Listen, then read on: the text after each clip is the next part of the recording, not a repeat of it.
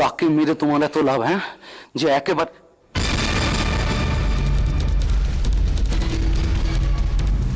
Neha, Rohit, yes, রোহিতই একমাত্র লোক যার উপর নেহার এত রাগ। তুমি বুদ্ধিমান। রোহিতকে শেষ করে দিতে চাইছো? ইয়েস। কেন? প্রশ্ন করো না প্রিয়। রোহিত এমনি মরবে। যা প্ল্যান করা হয়েছে তাতে মালার খুনের অভিযোগে হয় যাবজ্জীবন নাই ফাঁসি। তাহলে কি তাহলে? একটা মরা লোককে মেরে কি লাভ?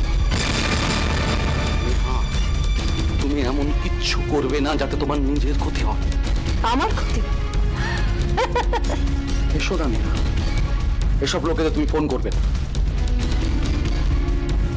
এরা যে আমার বন্ধু ছিল এক সময়। তোমার অতীত জেনে আমার কোনো লাভ নেই নেহা। জানলে ভালো করতে প্রিয়। তাতে তোমার প্রতি আমার মনোভাব কখনো পাল্টাবে না। রোহিত আমার শিকার। কি ভেবেছে রোহিত এইভাবে নাকের সামনে থেকে যা ইচ্ছে তাই করে যাবে? না প্রিয়। রোহিতকে মারবে তার ভাগ্য, আর তার ভাগ্য বিধাতা তুমি, আমি আর অরিন্দম। চুপচাপ বসে শুধু মজা দেখে যাও। প্রিয়ম, আস্থা রাখো, ভরসা রাখো। নিজের ওপর ছাড়া কারোর উপর ভরসা করতে আমি শিখিনি। এবার থেকে শেখো, জীবনটাকে নতুন ভাবে দেখতে শেখো। মেঘা রেখে কথা বলো না তো। এই পুরুষ মানুষের মুখে প্রেমের কথা শুনতে আমার বোকা বোকা লাগে। তবে কি ভালো লাগে? রোহিতের লাথি খেতে? প্রিয় সিনা, কাটা খায় নুলে ছিঁড়ে দিও না। রোহিত কি করে না করে সেটা তোমার মাথা ব্যথা নয়। নেহা, তোমার সবকিছুতে আমার মাথা ব্যথা, এমনকি রোহিতের অপমান। রোহিত যদি তোমাকে অপমান করে তাহলে তার দায়িত্ব আমার। সেই দায়িত্বের জায়গা থেকেই বলছি নেহা, রোহিতের মরা দিন ঘনিয়ে এসেছে। শুধু দেখে যাও, দেখে যাও কি রোহিত মরবেই, মরবেই। শুধু একটা কথা, শুধু একটা কথা, দেখো এর আঁচ যেন তোমার গায়ে না পড়ে। তুমি নিজেকে কখনো এর মধ্যে চড়াবে না। কথা দাও, কথা দাও নেহা, নেহা, নেহা, কথা দাও, কথা দাও। দিলাম।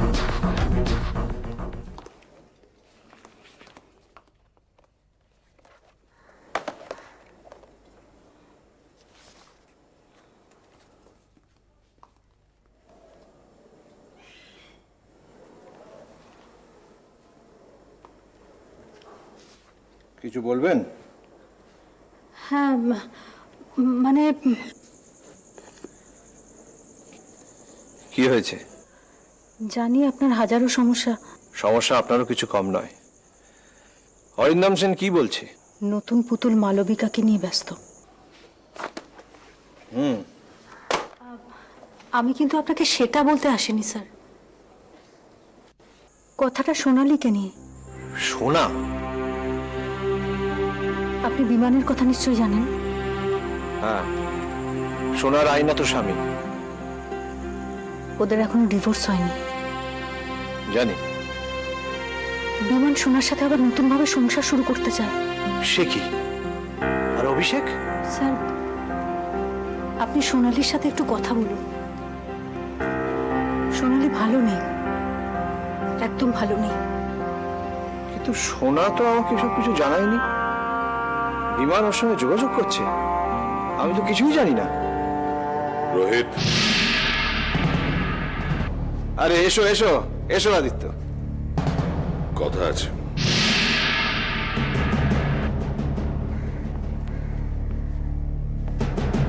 বলো আদিত্য। কথাটা ব্যক্তিগত। ও রাখি, রাখি সেন, অরিন্দম সেনের স্ত্রী।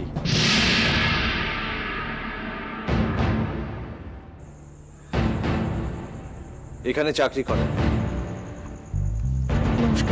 অরিন্দম সেনের স্ত্রী তোমার কাছে চাকরি করেন? হ্যাঁ। সত্যি তুমি একটা অদ্ভুত লোক, একটা ধাঁধা। না আদিত্য ডাক্তার, আমি এতই সোজা যে আমাকে ধাঁধা মনে হয়। বসো আদিত্য। বলো কি দরকারি কথা? কথা কথাটা মালাকে নিয়ে। রোহিত, রোহিত তুমি কি আপনারা কথা বলুন স্যার, আমি ভেতরে আছি। দাঁড়ান। আদিত্য, ডাকিকে সবাই সন্দেহ করে যে অরিন্দমের লোক, এখানে চাকরি করে, ওর কাছে সব খবর পাঠাবে বলে। কিন্তু আমি ওকে অন্তর থেকে বিশ্বাস করি। আমি জানি ও সৎ, তাই ওর সামনে তুমি কথা বলতে পারো। তুমি কি মালাকে ভালোবাসতে? হ্যাঁ, বাসতাম। কিন্তু আজ এতদিন বাদে হঠাৎ এই কথা, তাও তোমার মুখে। আমি ডাকি, প্লিজ আপনি একটু যান। হ্যাঁ স্যার, কিছু মনে করছি না। আপনি আমাকে বুঝেছেন, বিশ্বাস করেছেন। Thank you sir, thank you very much. Sorry, চা কফি? No thanks.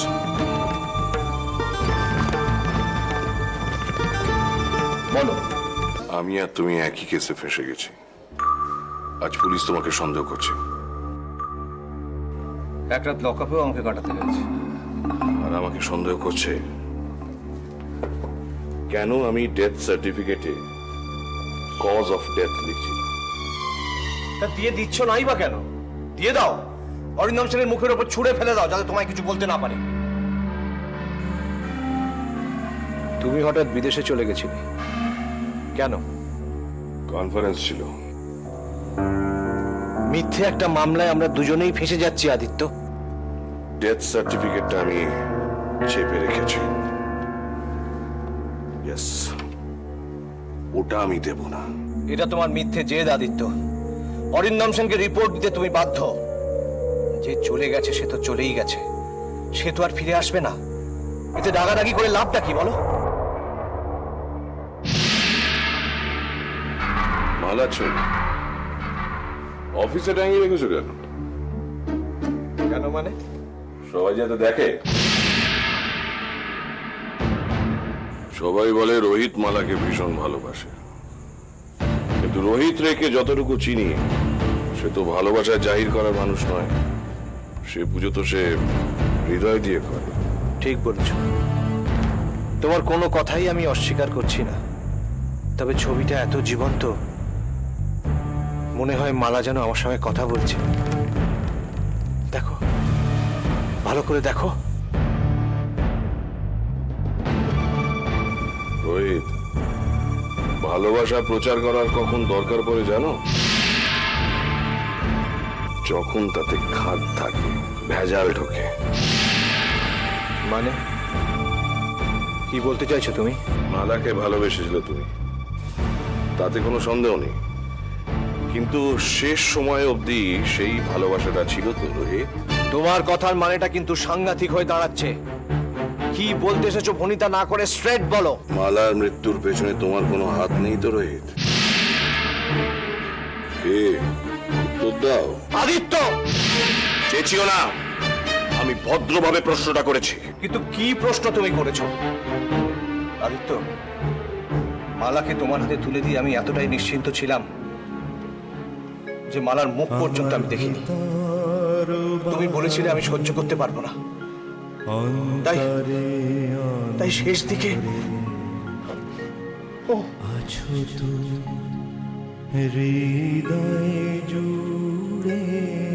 আমি মালাকে দেখতে চাইনি। তুমি বলেছিলে মালাকে শান্তিতে ঘুমোতে দাও, বিরক্ত করো না। আমি বিরক্ত করিনি, শান্তিতে ঘুমোতে দিয়েছি। কিন্তু আজ তুমি এই কি প্রশ্ন নিয়ে এসেছো আমার কাছে? সারা দুনিয়া আমাকে বলছে খুনি, তুমিও? ইউ আদিত্য? আমি বলি প্রশ্নটা করছি একদম আলাদা, একা, শুধু তোমাকে। এবার বুঝতে পারছো তো কেন তোমাকে একা কথাটা বলতে চেয়েছিলাম? ও গড! তো দাও রোহিত, মালার মৃত্যুর পেছনে কি তোমার কোনো হাত আছে? Yes or no? Answer me Rohit, উত্তর দাও।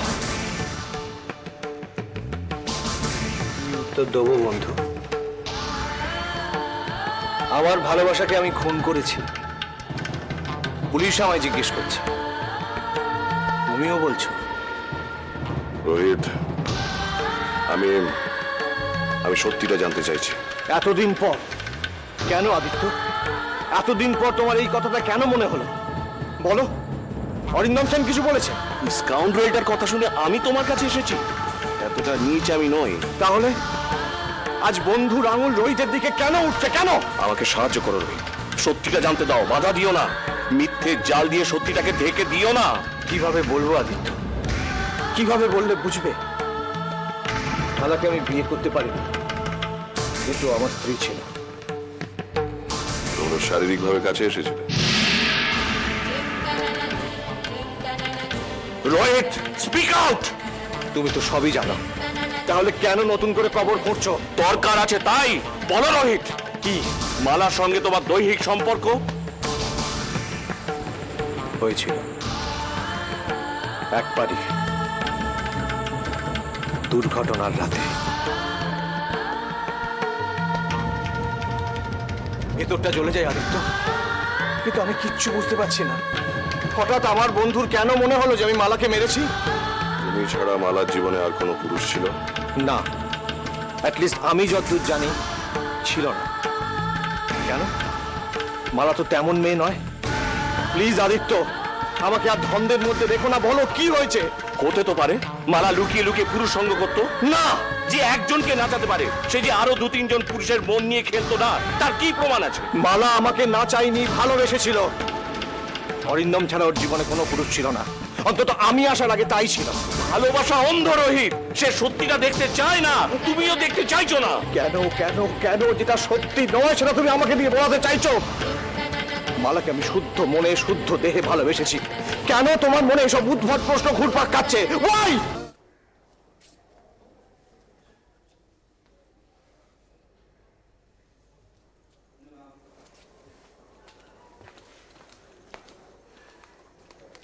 বৌদি, দিয়া কাঁদছে কেন? কি হয়েছে দিয়ার? কি বলেছো ওকে? কিছু বলিনি। দিয়া আমাকে বললো যে মা আর আমাকে ভালোবাসে না, অলি কিরিটকে ভালোবাসে। কেন বললো? আমি শুধু বলেছি যে দিয়া যেরকম আমাকে মা বলে ডাকে সেরকম অলি কিরিটও আমায় মা বলে ডাকতে পারে। বৌদি, কেন? আমি ভুল কিছু বলেছি? ঠিক ভুলের প্রশ্ন নয় বৌদি। দিয়াটা অসুস্থ, তার মধ্যে দাদা মারা গেছে হঠাৎ করে, ওর সমস্তটা দিয়ে ও তোমাকে আঁকড়ে ধরে রয়েছে। এর মাঝখানে এরকম কথা ওকে ভীষণ কষ্ট দিয়েছে। কিন্তু শোনো, অলি কিরিটার মাথার উপরে ওদের মায়ের ছায়া নেই। অলি কিরিটকে রোহিতদা বুক দিয়ে আগলে আছে, কিন্তু দিয়ার তুমি ছাড়া কেউ নেই। তাই কি তুমি এত আপসেট? অলি তোমাকে মা বলে ডাকতে চাইনি বলে তাই? কেন চাইছো বৌদি অলি কিরিট তোমাকে মা বলে ডাকুক? কি হয়েছে তোমার? কি হবে আমার? আরে আমার কি হবে আমি বুঝতে পারছি না। দুটো মা মারা বাচ্চাকে আমি মায়ের মতো করে ভালোবাসবো, ভালোবাসছি, এটা তো রেগে যাওয়ার কি আছে? বৌদি, এই ব্যাপারটা যতটা সহজ না সেটা তুমি নিজেও কিন্তু জানো। মানে অদ্ভুত একটা দ্বন্দ্বে ভুগছো তুমি, ঠিক আমার মতো। যদিও চেহারাটা আলাদা। মানে ঠিক বুঝলাম না। নিজেকে তো দেখতে পাও না, আমি পাই। কি দেখতে পাস? অদ্ভুত একটা বিশঙ্ক অবস্থায় ঝুলে আছো, ঠিক যেমন আমি। মানে সব বুঝেও না বোঝার ভান করছো তুমি। আমি মুখোশ পরে থাকতে পারি না। সেই জন্যই তো তোমাকে স্পষ্ট করতে পারছি। তুমি ঠিক করছো না কিন্তু বৌদি, ভীষণ অন্যায় করছো। অন্যায় করছি আমি?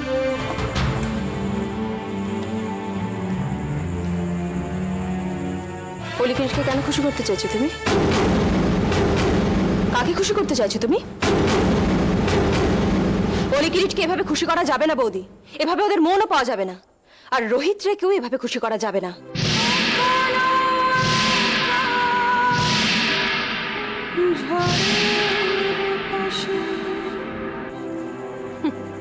পালিয়ে লাভ নেই বৌদি। অলি কিরিটের মন জুড়ে রয়েছে মালা, ওদের মা। সেই জায়গা কখনো কারোর পক্ষে নেওয়া সম্ভব? তুমি বলো না, আজকে দিয়ার মনে যে জায়গায় তুমি আছো সেই জায়গায় কেউ হাজার চেষ্টা করেও নিতে পারবে? পারবে না, এটা পারা সম্ভব নয়। এ খেলা খেলো না বৌদি। খেলা? বৌদি নিজের জায়গাটা একটু বোঝো বৌদি, প্লিজ একটু বোঝো। শোন না, তুমি কি মালার সাথে একা শুনে বুঝতে চাইছো?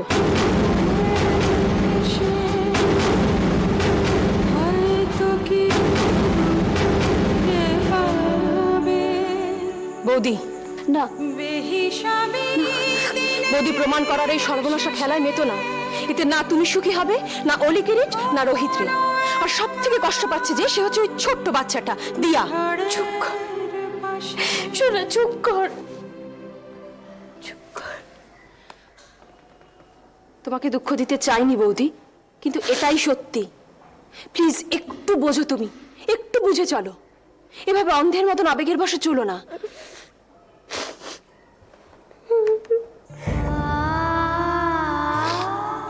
রোহিতের মনটা অনেক বড় বৌদি, কিন্তু আমাদের ভুললে চলবে না। আমরা এ বাড়িতে আশ্রিত। এটা আমাদের বাড়ি, রোহিত বলেছে। সেটা দাদার মহত্ব, কিন্তু অলি কিরির দাদার দু চোখের মনি এটা সত্যি। তুমি দিয়াকে নেগলেক্ট করো না বৌদি। আমি দিয়াকে নেগলেক্ট করছি? বৌদির রোহিত দা অত্যন্ত উদার, তাই আজকে আমি নিজেও ভুলতে বসেছি যে আমি দাদা নিজের বোন নয়। কিন্তু আমাদের ভুলে গেলে চলবে না বৌদি যে রোহিত রের বাড়িতে আমরা কদিনের অতিথি মাত্র। হতে পারে, কিন্তু আমি সবকিছু তোর মতো করে ভাবি না সোনা। যতদিন এ বাড়িতে আশ্রিতা হয়ে আছি ততদিন দিয়ার মতো অলি কিরিটেরও সব দায়িত্ব আমার। রোহিত আমার ভরসাতেই ওদেরকে এই বাড়িতে এনেছে। না, তোমার বাসায় আনেনি। তুমি যখন এই বাড়িতে থাকতে না তখনও মালার ছেলেমেয়েরা এই বাড়িতেই থাকতো। আর এখন রোহিতের সব দায়িত্ব আমার। এর মধ্যে মালা কোত্থেকে আসছে? আসছে বৌদি, তুমি বুঝতে পারছো না, কিন্তু আসছে। তুই বুঝতে পারছিস বুঝি? তুই সব বুঝিস? তুই যদি এতই বুঝতাম তাহলে নিজের জীবনটা ঠিক করে সামলা। আমি আমার জীবনটা সামলাতে জানি, আমার দায়িত্ববোধগুলো আমি বুঝি।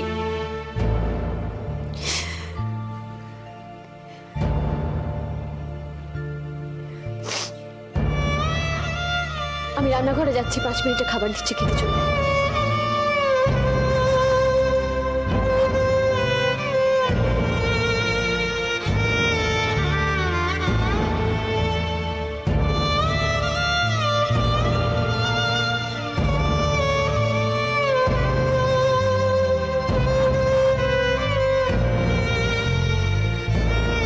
রোহিত, পুলিশ আমাদের দুজনেরই পেছনে। তাই তো বলছি ডেথ সার্টিফিকেটটা তুমি দেখিয়ে দাও। অনেকগুলো প্রশ্ন মাথার পেছনে ঘুরপাক খাচ্ছে। খুলে বলো প্লিজ। কি বলবো বলো তো, উত্তর পাচ্ছি না। কিসের?